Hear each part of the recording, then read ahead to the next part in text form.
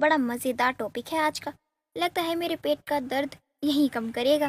क्या बोलना चाह रही हो नागिन काव्या? तुम भी ना इतना धीरे बोलती हो कि कुछ समझ में ही नहीं आता है।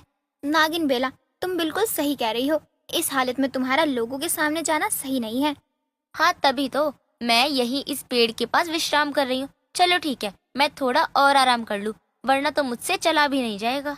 काव्या के लिए ये आज की हेडलाइन थी। अब काव्या नागलोक वासियों को बेला के गर्भवती होने की बात कहती है और एक दूसरे के होते हुए ये बात नागरानी तक जा पहुंचती है। नागरानी जी, अनैध हो गया। नागरानी जी, आपके होते हुए नागलोक वासियों का क्या हो गया है? न जाने कैसा कैसा फैसला खुद से ले रहे हैं। दासी, आराम से। क्या हुआ, हमें बताओ। यदि तुम हमें नहीं बताओगी तो हमें पता कैसे चलेगा कि हमारे होते हुए हमारे नागलोक में चल क्या रहा है।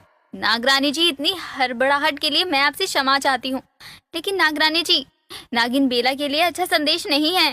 अब बताओ भी, नागिन बेला के साथ ऐसा क्या हुआ है?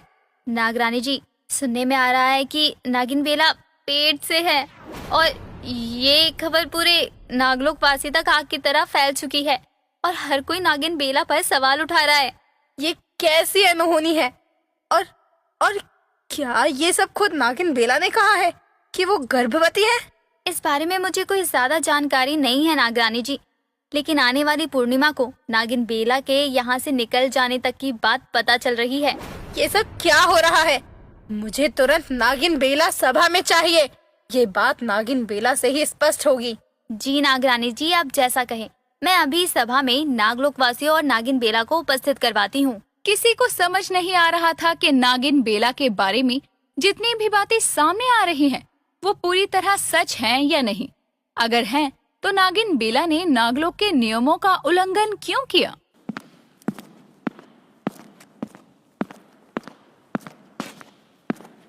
नागरानी जी प्रणाम।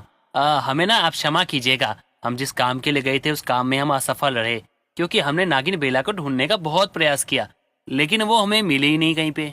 क्या नहीं पता चल पाया? मुझे कुछ भी नहीं जानना है।